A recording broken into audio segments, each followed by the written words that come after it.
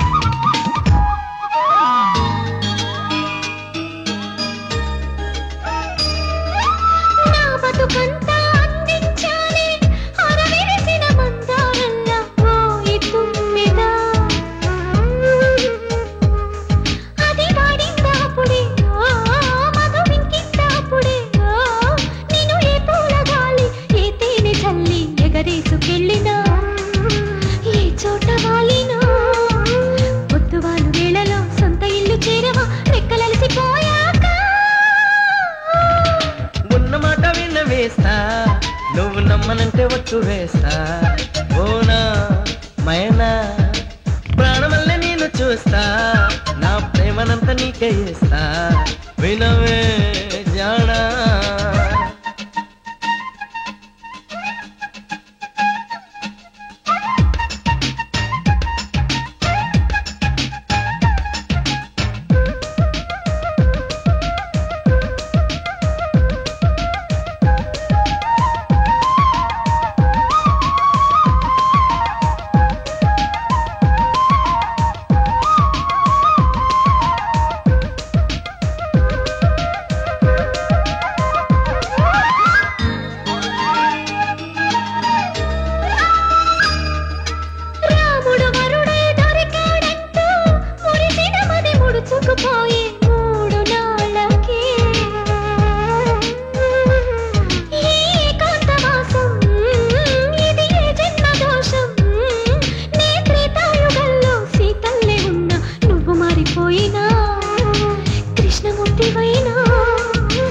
ఒక్కసతి ఉన్న అష్టసతులున్న పట్టమహిషి నేనేగా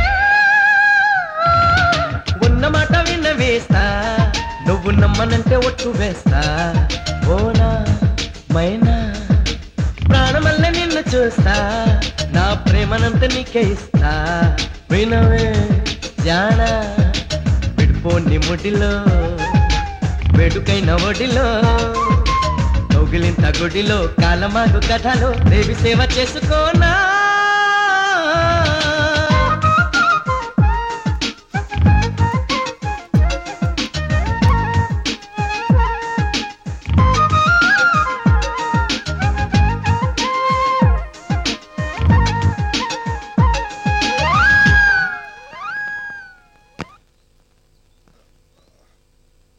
ఏమైంది అయ్యగారు?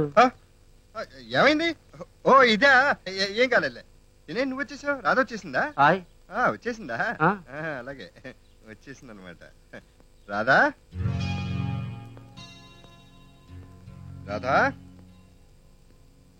రాధా రాధా రాధా అది రాత్రంతా ఆ ఇంట్లోనే ఉన్నారా? ఆ ఇంట్లో ఉండటం ఏంటి? ఆ ఇంట్లో కాదండి, ఆడిట్ లో. అదే అకౌంట్స్ అవి. ఆ ఇంట్లోనే ఉన్నా, ఆడిట్ లో ఉన్నా అనుకున్నాను. అనుకోవటం ఏంటి? ఆడిట్ లో కాకపోతే రాత్రంతా ఇంకెక్కడ ఉంటారండి? అదే అనుకున్నాను. పాయిజన్, విషం. విషయానికి ఈ మధ్య బాగా అలవాటు పడిపోయినట్టున్నారు. రాధా, ఈ పాయిజన్ కంపు భరించడం నా వల్ల కాదండి. వెళ్ళి స్నానం చేసి రండి. ఏంటి రాధా? ప్లీజ్ అండి, ఈ కంపు నాకు కంపరం పుడుతుంది. వెళ్ళండి. ఓకే, థ్యాంక్ గాడ్ అనుమానించలేదు. కాదమ్మా, అయ్యగారు పరాయి ఆడదాని మోసులో పడి నీకు అన్యాయం చేస్తారేమోనని భయంగా ఉందమ్మా.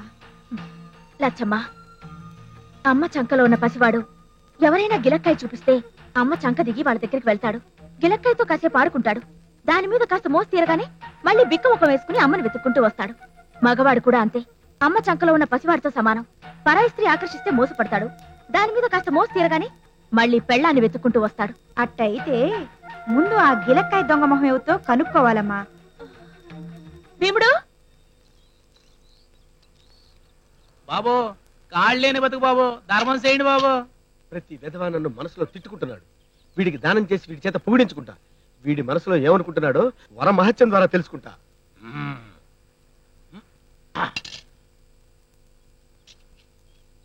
ధర్మ ప్రభువులు, ఒరే పీనా చదవా, ₹10 ఎట్టొత్తరా బీడీ కట్ట. ఇలాంటి ముష్టి దానాలు చేసావంటే నువ్వు కూడా నాలాగా ముష్టి ఎత్తుకుంటావు. ఏరా ముష్టి విధవా, ఏదో అడుక్కునేవాడివి కదా అని దానం చేస్తే మనసులో నన్ను తిట్టుకుంటావా? నిన్ను చంపేసిన పాపం లేదురా. చంపేసిన పాపం. ఏంటే అది బుద్ధి జ్ఞానం లేదా? కాళ్ళు లేనివాడిని పట్టు కొడతావు, నీకు కాళ్ళు పోతాయి. జాగ్రత్త. ఎలా ఆ.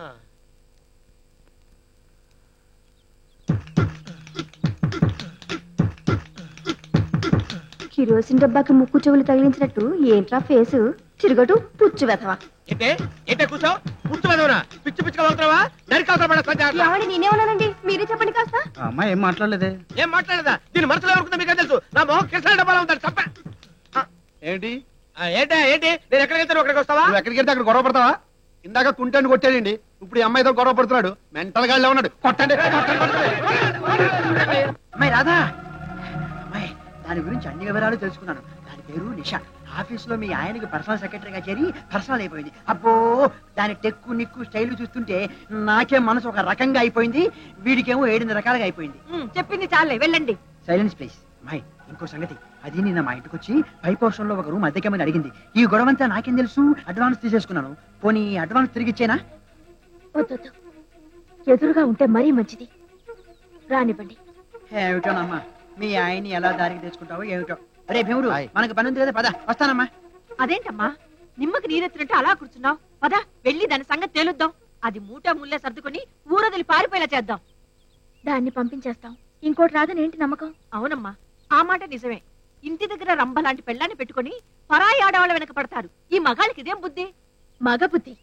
వీళ్ళకి పొద్దున లేవగానే బెడ్ మీద కాఫీ ఇవ్వాలి, స్నానానికి నీళ్లు పెట్టాలి, సబ్బు ఇవ్వాలి, టవల్ ఇవ్వాలి, బట్టలు రెడీగా పెట్టాలి, టిఫిన్ కూడా చేసి పెట్టాలి. ఇవన్నీ కాక ఇంటి పనంతా మనమే చేసుకుని పిల్లల్ని కూడా మనమే చూసుకోవాలి.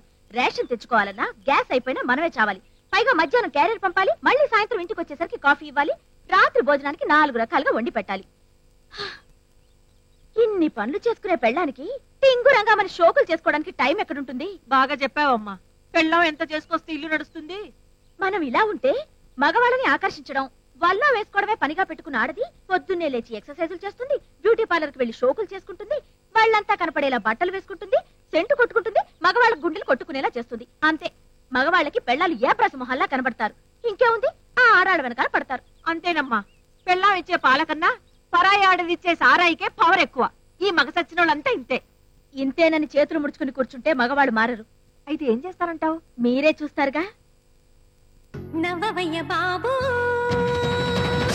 నీ సొమ్మే పోతుంది.